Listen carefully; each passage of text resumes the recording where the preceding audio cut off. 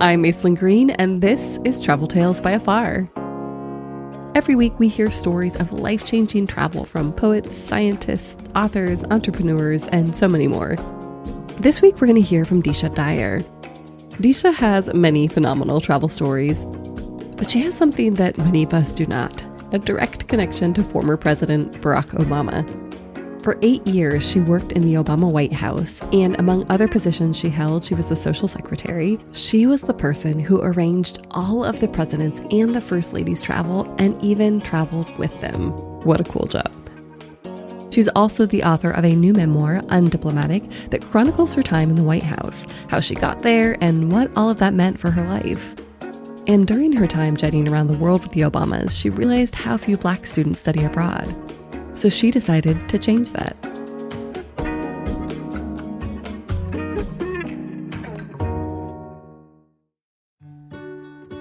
Some people are London people, some people are Paris people, and some people are both. My husband's a Paris person. I'm a London person. I have family in London. I know London. I get London. Paris, however, is hectic for me. It's fast-moving, like New York. As a solo traveler, it's no problem at all. I've traveled around the world by myself. But imagine stepping off the train in Paris on a hot summer day with 10 teenage girls, and their mountains of luggage, and a mounting anxiety of being responsible for their safety and well-being. That was me in August 2016.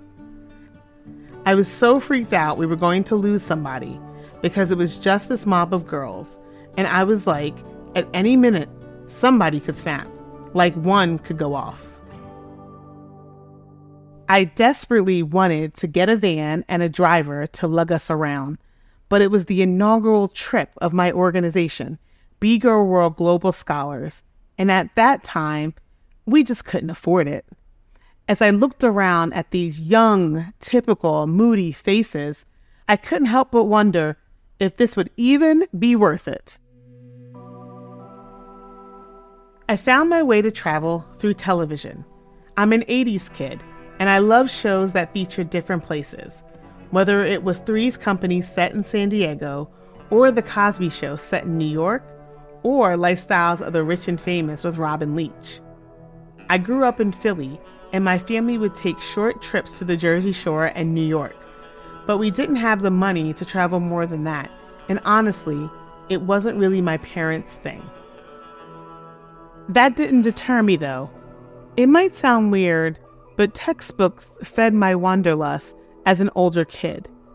Like my science book would have a lush picture of a mountain, and the text would say, "This is a mountain in Ethiopia, where coffee beans are grown."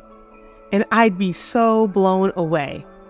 I'd look at the globe and I would turn it and be like, Ethiopia is so far from Philly. What would it be like to travel there? When I was 19 years old, I was finally able to make my travel dreams come true. I got 2 jobs at the same time. One as a reservation agent at American Airlines, and one as a front desk agent at the Omni Netherlands hotel chain. I had an airline discount and a hotel discount, and I was like, now I can travel. And I did. I traveled all over the United States and eventually internationally. Every time I went to a new place, I just wanted to see more. It was such freedom. But it was actually my job at the Obama White House, yes, the White House, that led me to found beGirl.World Global Scholars. It was now 2010, and I was working as the Associate Director of Scheduling Correspondence, arranging all of President Obama and First Lady Michelle Obama's travel. I had a really good friend, Marcella, who was a mom of 2 daughters and always took them traveling, and she was Black. One day I told her that I'd been traveling with the President and First Lady, and I found out about something called the Foreign Service, where you could actually go work in another country representing the United States as a job. I was floored. I said, We have to get this opportunity out there for more Black students to encourage them to go into international relations in college so they can go into the foreign service. I told Marcella a story about how when I was working at the embassy in Beijing, China, preparing for the president's visit, a high school came through. It was an all-white high school, and I asked them, "Oh, are you here for like an assignment?" They were like, "Oh no, it's just our school trip." And I was just like, oh my goodness, this all-white school, like, who pays? I mean, I'm sure it was a wealthy school, but still, who pays for their high school kids to go visit embassies in different countries? This is crazy. So Marcel and I decided to look at study abroad numbers because it seemed as if a lot of Black students didn't know this existed. And we discovered that fewer than 6% of study abroad students are Black. I said, we have to do something. So that's what led us to found beGirl.World Global Scholars in 2014. As Black girls ourselves, we wanted to focus on supporting other women. We decided to start with basic international and travel education with the goal of getting them trained up to want to study abroad by the time they get to college. I thought if we even help just one girl learn what it's like to explore the world, we'd be a success. There were 14 girls in our first class, all based in the Philly area. We had a kickoff international day to introduce them to the program, which would meet once a month for 2 years before our big international trip. Most of the girls were really excited, and I think they were nervous. The good thing is, for a lot of them, their parents knew each other. So even if they weren't like best friends with another girl, they knew her name. For 2 years, we helped them prep and plan.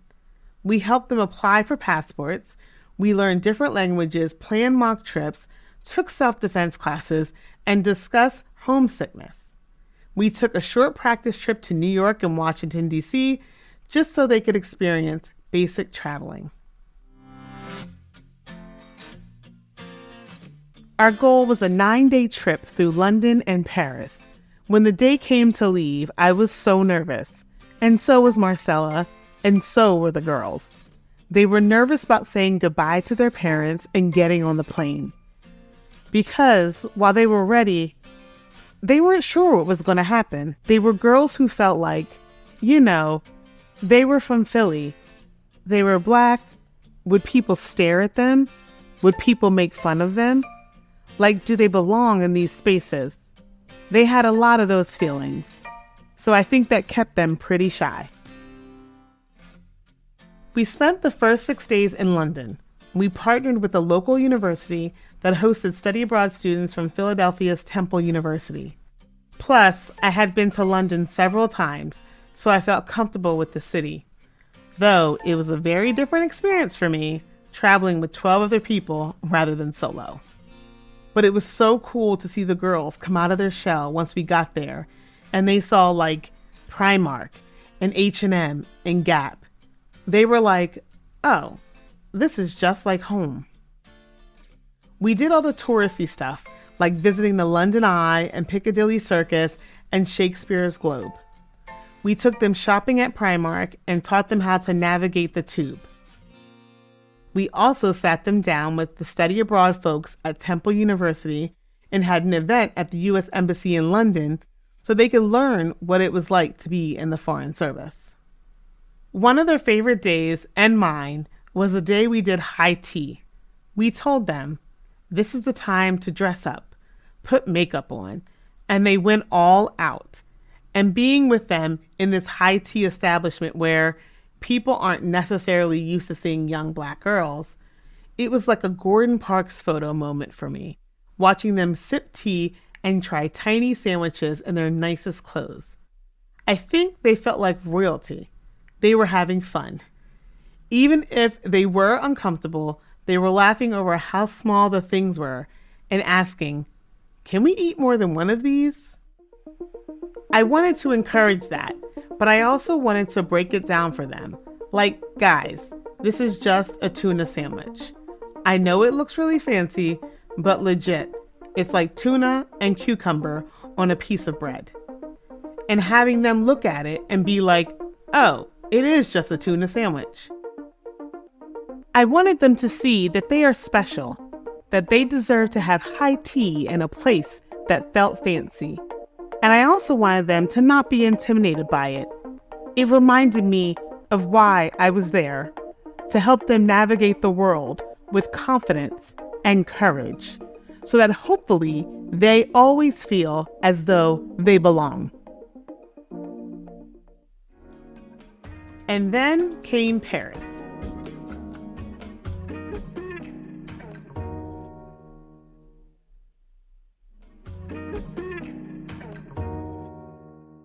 While in London, I felt in my comfort zone. In Paris, I was on edge the entire time. Plus, it was super hot, and this was the first time the girls were in a place with a foreign language. And we'd been traveling for a while, and tensions were starting to get a little high. We only had 3 days, but we did educational things like visit the Louvre, take a boat ride down the Seine, have a round table at the American Embassy, and tour Notre Dame. There's a photo of us all inside Notre Dame. It's so funny. Marcella and I smiling, and the rest of the girls look like they're being tortured. So we met them where they were at, and took them down to see the shops, to a local market to get souvenirs, and to eat at a French McDonald's. Of course, we also had to see the Eiffel Tower. Marcel and I really wanted to take them to get crepes and sit and watch the tower light up, to have that iconic Parisian experience. So we have our crepes, and it's getting dark. We're walking closer and closer and closer, and the girls are getting so excited. We go to the big grassy area near the tower and let them run and do cartwheels and take pictures. They were having their fun. As the tower starts to light up, all the tourists around us are taking pictures, and they're like, "Oh my God." And one of our girls goes, "Oh my gosh, it looks just like the real Eiffel Tower." Another girl was like, "Yeah, it does look like the real one." And I said, "What do you mean?" I was shocked, but didn't want to just come out and say, "This is the real one." So I tried to get her to explain. And she was like, "The real one is in Las Vegas. This is the replica. This is the fake one." Marcel and I looked at each other, laughed, and my first thought was, oh my gosh, we have failed. We've had these girls for 2 years, and now we're in Paris, and we have completely failed. But I kept trying to understand more. I asked her, "Have you been there?" And she said, "No. My mom was there and took a picture and showed it to us." Now that I understood, I finally said, "No, this is the real Eiffel Tower." The real Eiffel is in Paris, France, which is where we are. That picture she showed you is from a hotel called Paris, Paris, and it's named after this tower. And she was like, "For real?" The best part is, she wasn't ashamed. We just started busting out laughing because she was like, "My mom told me." And Marcella and I were like, "Don't blame your mom. Don't blame your mom." Because I was like, maybe her mom doesn't know, to be honest. Maybe her mom has never been to Paris. I think at that moment, both Marcella and I realized this, number one, is why travel is so damn important. And then number two, going forward, we have to explain everything to them. Even things we assume everyone knows because they're so iconic. So that was a moment of clarity, and a moment of laughter, and a moment of like, this is why this program exists. The girls were so happy to be home, and so was I. But we all learned so much from that first trip. Since then, Marcella and I have added official language classes to the 2-year program. We work more with local guides in the places we visit, and we now bring younger chaperones on our trips who are closer in age to the girls. And so much more. It's always evolving. While that first trip was the toughest one we've done, the girls were definitely changed by it.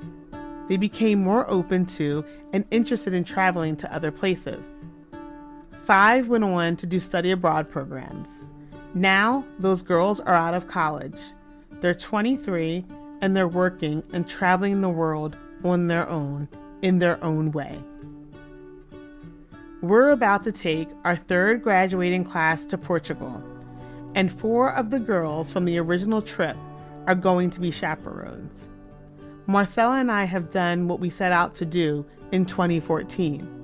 We've given 100 girls passports, helped 35 girls travel through our program, and have given more than 10 scholarships to Black women studying abroad in college. We want to do even more, but I love that we have empowered each and every one of these girls to learn something about herself and also broaden her horizons. We put down the foundation on which to build a life of travel, and that is all I could want, need, or even ask for.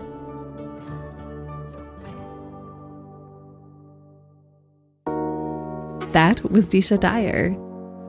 beGirl.World is now 10 years old, and their latest group of girls is off to Portugal. If you want to support their work, visit beGirl.World.com, and you can find more about Deesha at DeeshaDyer.com. As usual, we'll link to all of it in our show notes. And if you want to hear more about Deesha's adventures traveling with and for the Obamas, watch my interview with her on YouTube. She has some fantastic stories. Next week, we're traveling across the United States with Charlie Sprinkman, founder of Everywhere is Queer, a map that helps LGBTQ+ travelers find welcoming spaces around the world. After a year on the road, I did something else that was life-changing and eye-opening. In 2021, I went to Brave Trails as a cabin counselor. Brave Trails is a queer youth leadership camp for 12 to 18-year-olds. I was in a space with 100+ queer people, and being there was so euphoric. I immediately wondered, how can I build that euphoric experience that I had at a greater scale? I need to connect the queer and trans community with queer-owned spaces that aren't just bars and clubs. So after the camp ended, I was driving back to Colorado where I lived at the time, and the thought just popped into my head. Everywhere is queer. A worldwide map of queer-owned businesses. Ready for more travel tales? Visit afar.com/podcast and be sure to follow us on Instagram and X. We're at Afar Media.